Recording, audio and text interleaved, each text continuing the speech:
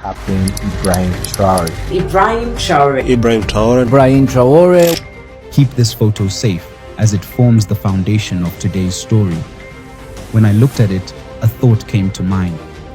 If you don't have the strength to finish a fight, don't start it. We all have moments of doubt. We all have our weaknesses and we all have our faults. No one is perfect. Why did this thought come to my mind? It's because this photo was taken between 2009 and 2010. The person in the photo was about 20 years old at the time, very young and just starting his military training. The photo was taken in a military camp during that period. At that time, this man, a beginner soldier with a private rank, didn't realize that he would one day become one of the most influential leaders of all time, achieving what many could never have imagined through a coup. Today, he is youngest president in the world and has become a powerful political force, making headlines worldwide with his extraordinary actions. But first, let me take you back in time to a long time ago. On September 5th, 1852, in a building called Corinthian Hall, a well-known abolitionist, Frederick Douglass, stood before the Ladies' Anti-Slavery Society and spoke words that flowed like blood in the veins of African Americans. Even today, those words continue to circulate across the hills and valleys of Africa because they marked the moment when African Americans in the USA began to rise against oppression. At that time, Frederick Douglass boldly said, "Listen and hear me well. A slave who does not fight for his freedom, who refuses to rise against bondage, will remain a slave forever and does not merit concern." He meant that a slave who does not struggle to free himself from slavery will always remain enslaved, and such a person does not deserve any comfort. When we talk about a slave who does not deserve to be concerned because he sits back and waits for others to come and free him, it reminds me of words recently spoken at the 2023 Afro-Russian Summit in St. Petersburg, Russia. These words came from a young man, a former soldier, and now the father of 2 children, who has become a symbol of defiance against the European colonizers who continue to take advantage of Africa with their dishonest tactics. The person I am referring to is Captain Ibrahim Traore, who was present at a conference with some of the world's greatest leaders, including President Vladimir Putin, who vowed to stop Washington's interference in the politics of other countries. Ibrahim Traore said, "Not a single question that is being asked. We don't have an answer, and it turns out that here we can wash our linseed because we feel like a family. It feels like a family in the sense that Russia is also a family for Africa." He accurately quoted the words Frederick Douglass said in 1852, which means this young man thoroughly read books without skipping and understood what was hidden within them. Those from the West call him a military junta, but he says that this also speaks to him. As for others who have heard what he says, what he does, and his political struggles, they immediately accepted what Magdalena Villaba called metempsychosis in 1976. In this theory, this scholar boldly claimed that in this mindset, when a person dies, their soul leaves their body and wanders in the air until it enters another person who then acts and behaves as the previous person did. Those who observed this concluded, no doubt, when Thomas Isidore Noel Sankara, the hero and renowned figure from Burkina Faso, died tragically on October 15, 1987, his soul left Ouagadougou, where he died, and traveled past the Kokologo region, passing through the bowls of Koudougou and Dédougou. By the following year, 1988, it had settled in the commune of Bundukui, where Ibrahim Traore was born that same year and grew up to resemble Thomas Sankara. The prophecies in the writings of Magdalena Villaba, Kurt Friedrich Gödel, and Arthur Schopenhauer, which claimed souls would leave one person and enter another, were fulfilled in the land of Burkina Faso, known as the land of upright men, as the people of Burkina Faso proudly say in their praises and tributes to their hero, Thomas Sankara. Up until now, if you've been paying attention, the main story is about sharing some specific details about the world's youngest president. The president of Burkina Faso, Captain Ibrahim Traore. I know you've heard a lot about him, but let me tell you something unique that you might not have known about this man who chose not to laugh, because there is nothing to laugh about in this world. Let's dive into the thoughts and ideologies of this bold man who swore to lead the country, wearing face masks like the ninja warriors from faraway lands such as Yamashiro, Iga, and Yamato. I'm sharing how this man, respected and revered in Africa, lives a humble life without the luxury cars that many other African presidents enjoy, while their citizens suffer from hunger and poverty in their countries. In the 2 years he has been in power, Traore rejected the salary that presidents usually receive and chose to continue his salary as a military captain. Do you know why? Because he lives in a simple house, not a palace like others. You should also know about this man's survival of a sinister plot to overthrow him, a conspiracy funded with 5 billion CFA by some of his enemies. You should understand the depths of his life and how he has transformed his country, Burkina Faso, in just 2 years in power. At this point, one might wonder, who is Captain Ibrahim Traore? Where did he come from to find himself in the highest seat of power in Burkina Faso? The countdown begins now. Welcome to the world of research. Welcome to the large family of wisdom in narrations.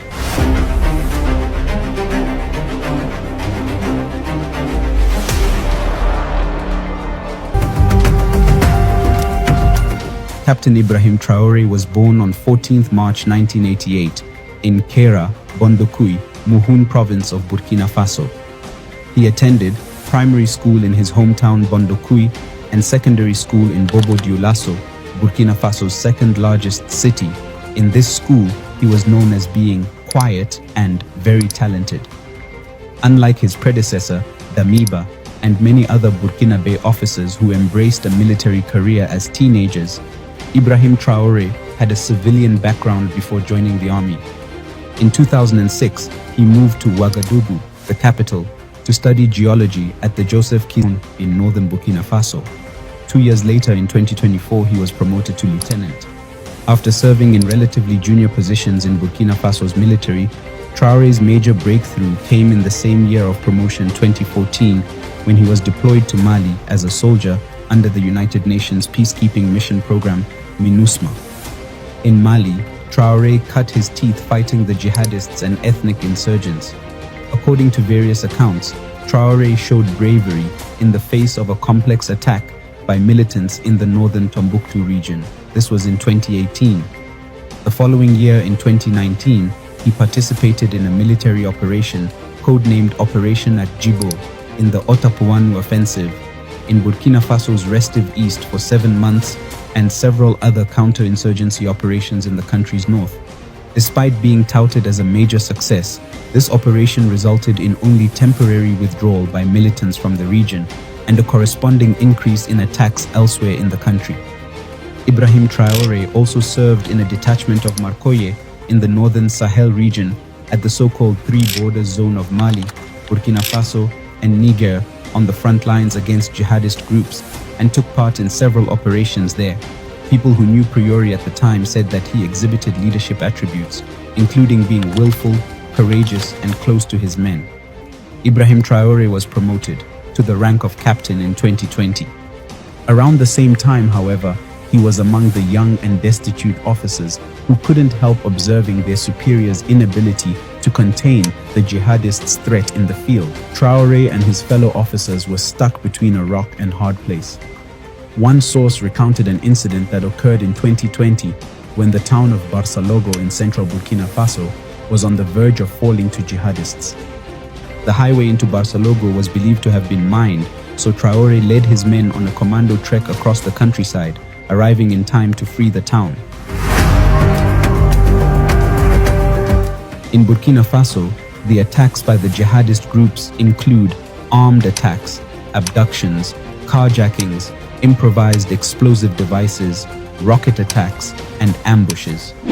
The most affected regions in Burkina Faso are the Sahel, North, Central North, and the East.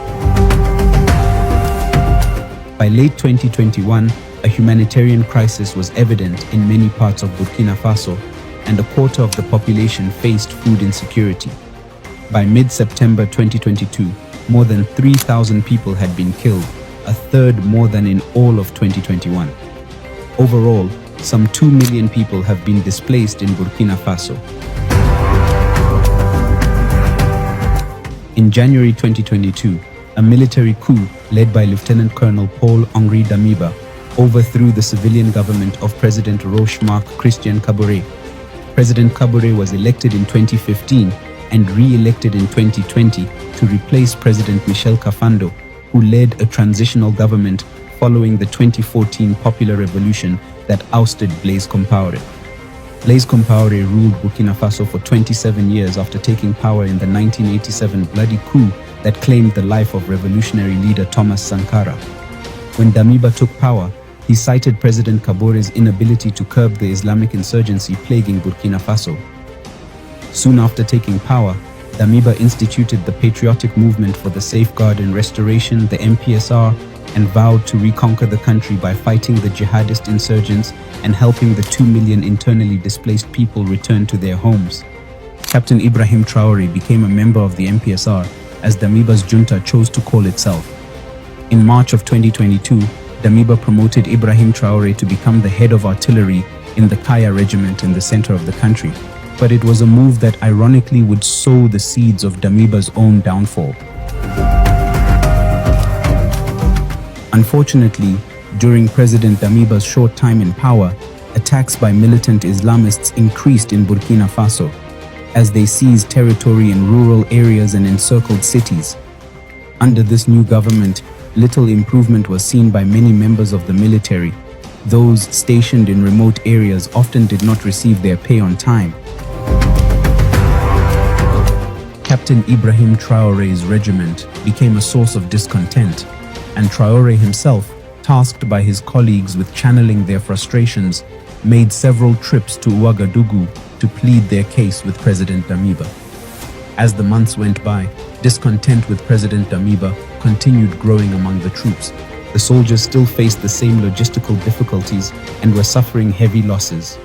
This is while Lieutenant Colonel Damiba and his entourage of air-conditioned officers sitting in their comfortable, cool headquarters in the capital were accused of being out of touch with reality. Disillusionment at the response of Damiba's government turned into anger, which appears to have crystallized among the soldiers into resolve to seize power. Like the January push, the trigger was an attack on 26 September 2022 by jihadist forces on a 150-truck convoy loaded with food headed for Djibo, one of the main cities in the war-torn north. This city of 60,000 people had been under siege by terror groups for about 18 months. This attack on the convoy, which was claimed by an Al-Qaeda-linked group, killed 37 people, including 27 soldiers. In the army ranks, the frustration was clear, especially among the youngest members. This defeat of the army was pinned on Damiba. A week earlier, he had mobilized a 70-strong delegation to attend the United Nations Summit in New York. There, President Damiba argued that his government was making some progress in the fight against terrorism, and he also asked for support from the international community. The trip to the United Nations Summit was perceived at home in Burkina Faso as wasteful and in total disregard of the dire insecurity situation of the country. In the days that followed, Captain Ibrahim Traore, on behalf of many aggrieved soldiers, went to Ouagadougou to speak with President Damiba. He asked for an audience with the presidents, but never received an answer. Faced with what they saw as contempt, Traore and other officers of his generation decided to take action. At dawn on September 30th, 2022, gunfire erupted across Ouagadougou, the capital of Burkina Faso. It was the opening act of a coup that would shake the nation. By 8 p.m. local time, a striking scene unfolded on national television. A soldier in military fatigues, wearing a bulletproof vest and a red beret, appeared on the Burkina Broadcasting Corporation, RTB. Surrounded by hooded and helmeted men, he delivered a bombshell announcement. Captain Ibrahim Traore was taking over as head of the Patriotic Movement for Safeguard and Restoration, MPSR, overthrowing Lieutenant Colonel Paul-Henri Sandaogo Damiba. The coup leaders justified their actions by accusing Damiba of betraying their shared vision. They claimed he had failed to address the deteriorating security situation that had initially motivated the January 2022 coup, which brought him to power. Instead, they said, Damiba had focused on unfortunate political adventures, neglecting the fight to reclaim territories occupied by jihadist insurgents. According to Traore, he and other officers had attempted to persuade Damiba to refocus on the rebellion, but his refusal left them with no choice but to remove him. Discontent had been brewing for months, especially among younger officers who carried the hardest burden of the fight against armed groups linked to ISIL and Al-Qaeda. The elite Cobra unit, known for its frontline operations, faced delays in pay, further deepening frustrations. When the plotters launched their coup on September 30th, Traore, still a captain, found strong support within the Cobra unit, which played a key role in the operation. Traore's junta declared its commitment to addressing the country's challenges. They vowed to refocus on national security, restore territorial integrity, and uphold Burkina Faso's international commitments, including respect for human rights. Additionally, they announced plans to diversify Burkina Faso's international partnerships in the fight against jihadism. However, the coup soon escalated into a broader crisis. On October 1st, with their takeover appearing to struggle, Traore and his officers accused Damiba of seeking refuge at the French military base in Camboinsin, where they claimed he was planning a counter-offensive. In a nation filled with anti-French sentiment, this claim ignited outrage. Although the French government denied the allegation, thousands of protesters took to the streets of Ouagadougou and Bobo-Dioulasso, targeting the French embassy and cultural institutes. What began as a military coup transformed into a popular uprising against perceived foreign interference. During the night, momentum shifted decisively in Traore's favor. Several army units, including the Air Force and Special Forces, declared their allegiance to him. By the next morning, Damiba was forced to resign. He reportedly agreed to step down on the condition that his safety and the safety of his allies were guaranteed. The whole world was astonished 6 days later when he came to swear in as the interim leader after he had relied on the strength of a hidden weapon.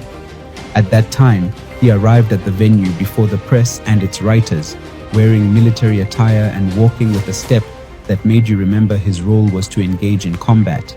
What surprised those present was that he was wearing a face mask, as he didn't want those watching him to see his face, which could have scared some of them. Then, a document with 3 sentences in French was handed to him. With his hand raised, he said, I swear before the people of Burkina Faso and on my honor to preserve, respect, uphold, and defend the Constitution, the Charter of Transition, and the laws, to make every effort to guarantee justice to all inhabitants of Burkina Faso. At just 34 years old, Captain Ibrahim Traore was installed as transitional president, becoming the world's youngest leader at the time. Thousands of Burkinabe citizens gathered in the capital to celebrate his ascension in what resembled a victory parade. Captain Ibrahim Traore is so young that to match his age to Paul Biya, the 91-year-old president of Cameroon and Africa's oldest leader, you would need to double Traore's age and then add 19 years. Captain Ibrahim Traore remarked that he has no interest in the formalities of wearing political suits or engaging in political posturing. His focus is on reviving a nation that seemed to be falling apart. He declared that he is prepared to make any sacrifice to ensure his country can once again breathe the air of peace and freedom. No sacrifice will be too great to take this country out of the situation in which it finds itself. So, our commitment is for a return to peace, and our compass will always be the people.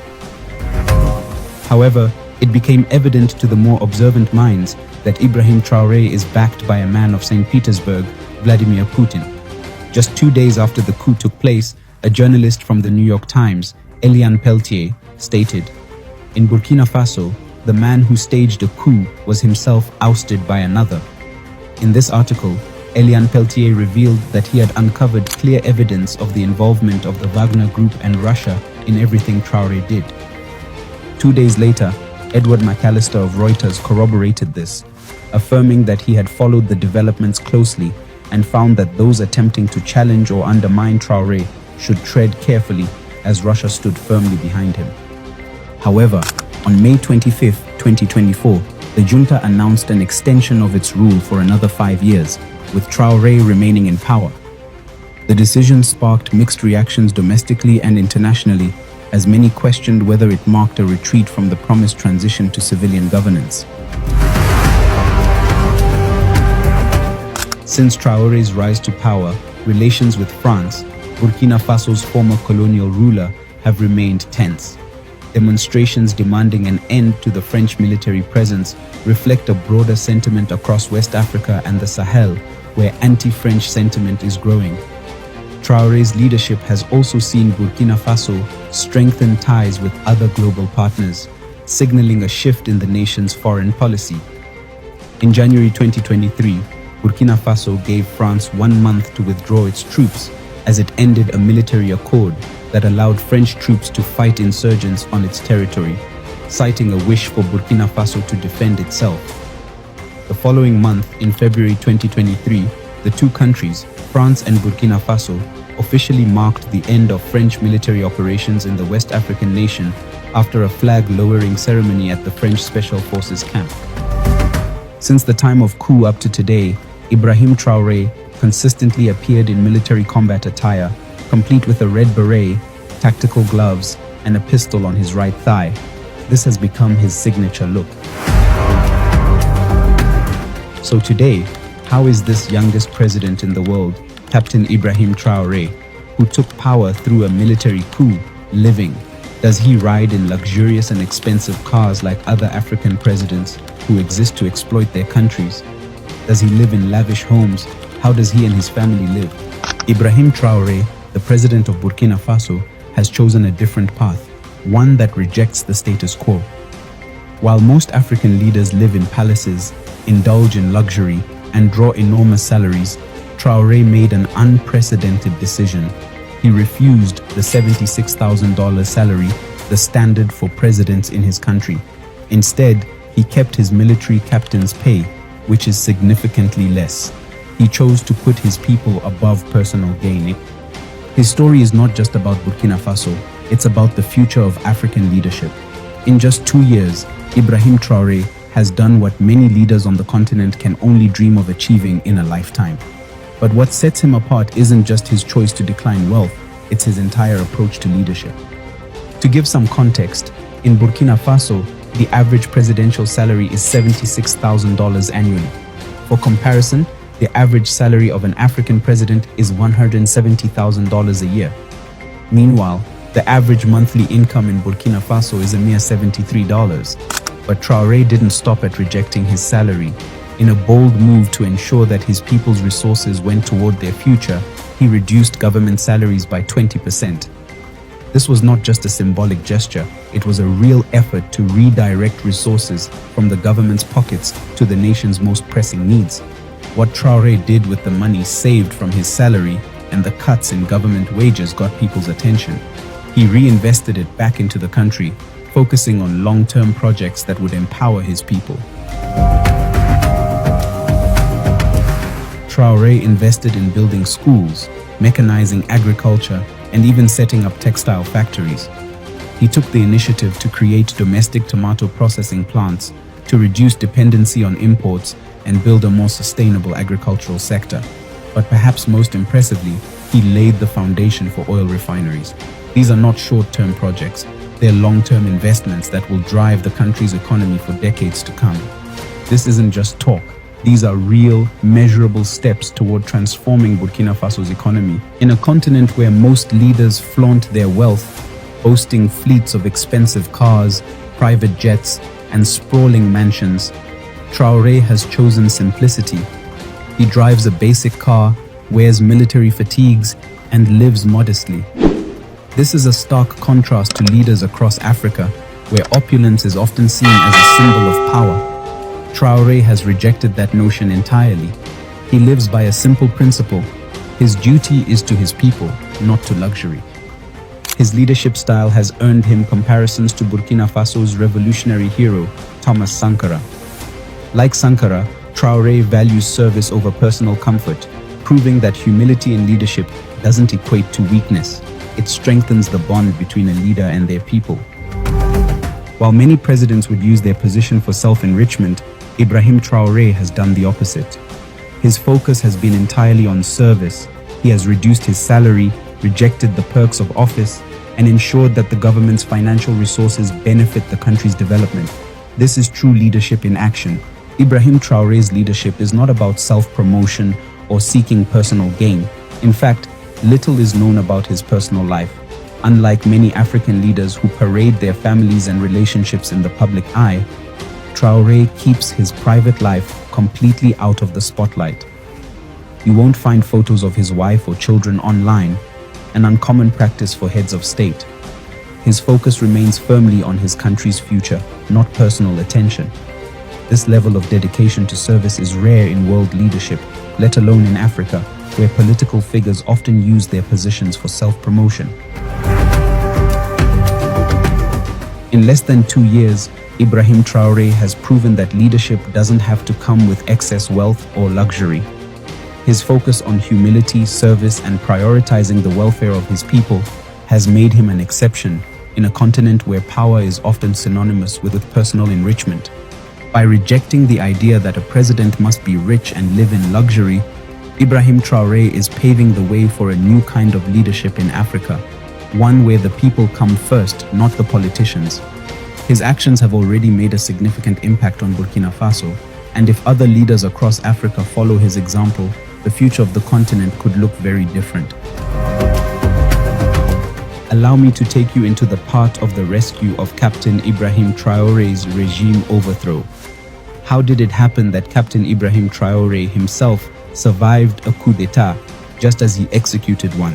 It was part of a sinister plot that involved up to 5 billion CFA francs. Man offers Burkina Faso soldiers $8 million to overthrow government. The Burkinabe Defense and Security Forces have foiled an attempt to topple the military junta with an offer of $8.17 million.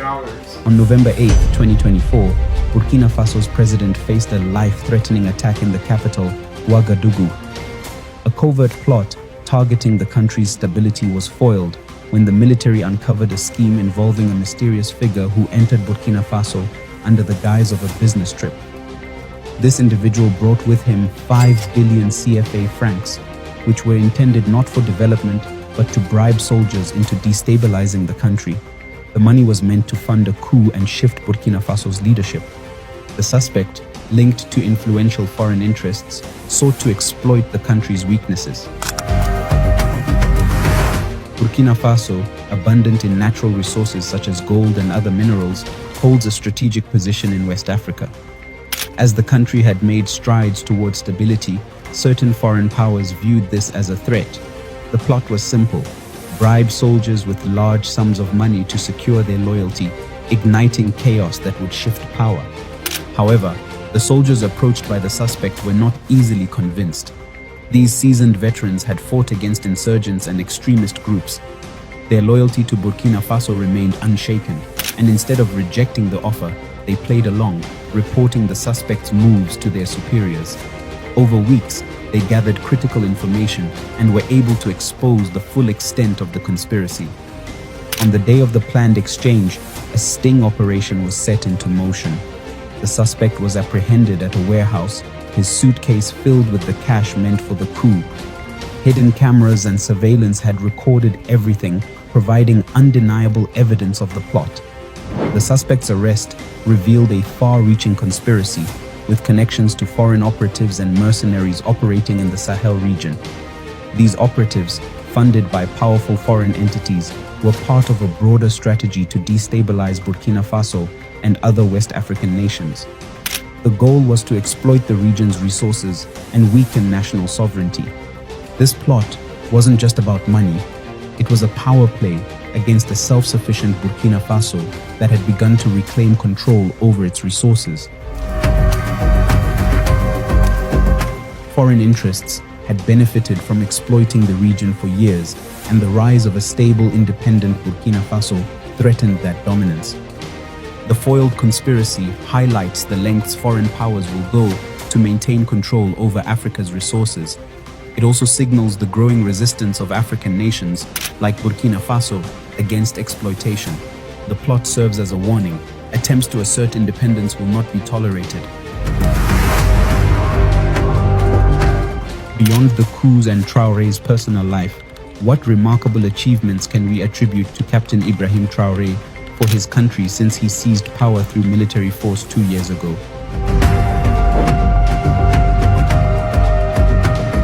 October 2025 marks 2 years since Captain Ibrahim Traore assumed leadership of Burkina Faso. Rising from the October 2023 coup, Traore has delivered over 80% of his promises, transforming the nation in ways that exceed expectations. His achievements span security, infrastructure, energy, healthcare, and economic independence, drawing global attention. The Faso Rail project is a cornerstone of this transformation, a nationwide railway network connecting provincial capitals. With 75% government ownership and 25% private investment, it includes a manufacturing plant in Bobo Dioulasso, enabling local production of train wagons and rails. The project, costing 70 billion CFA francs, is set to be completed in 18 months, creating jobs and fostering trade. Traore's administration has embraced nuclear energy through a partnership with Russia's Rosatom to build a nuclear power plant. This project focuses on clean energy, healthcare, and industrial development, reducing reliance on fossil fuels and expanding electricity access. In Kudugu, the pharmaceutical technopole is being built to produce medicines domestically, cut dependency on imports, and improve healthcare access. In the next 5 years, 70 billion CFA franc initiative will create jobs and promote local production. Efforts to increase the value of natural resources include setting up a gold refinery to process gold locally, building a tomato processing plant to reduce the need for imports, and promoting agricultural mechanization. This includes free tractor services, subsidized seeds, and fertilizers, which have boosted food security by over 50% in just 2 years. Faso Rapid Intervention Battalion kills 28 terrorists. During Operation Zero Terrorists in the Solenzo bushes, the Defense and Security Forces, FDS, and Volunteers for the Defense of the Homeland, VDP, killed 29 terrorists in Montiancui village on January 2nd, 2025. Military reforms have reclaimed territories once lost to insurgents. Advanced weaponry and strategic alliances with Russia, Turkey, and China have strengthened the military. Key regions like Djibo have been liberated, reconnecting isolated areas and uniting the Sahel region against terrorism. French has been abolished as the official language, reflecting a commitment to Pan-African ideals. Civil servants' salaries have increased, and the Central Bank of Burkina Faso ensures financial independence from France. Renewable energy projects include the nation's largest hydroelectric dam, boosting electricity access, industry, and agriculture. Mobile health clinics now provide essential care to remote areas, addressing healthcare disparities. In just 2 years, Captain Ibrahim Traore has reshaped Burkina Faso, building a nation defined by resilience, independence, and progress. Considering everything we know about Captain Ibrahim Traore, what lessons can African leaders learn from him to improve the future of their countries? Do you believe Traore has the potential to shape the history of his country and Africa as a whole? This is the end. Thanks for watching.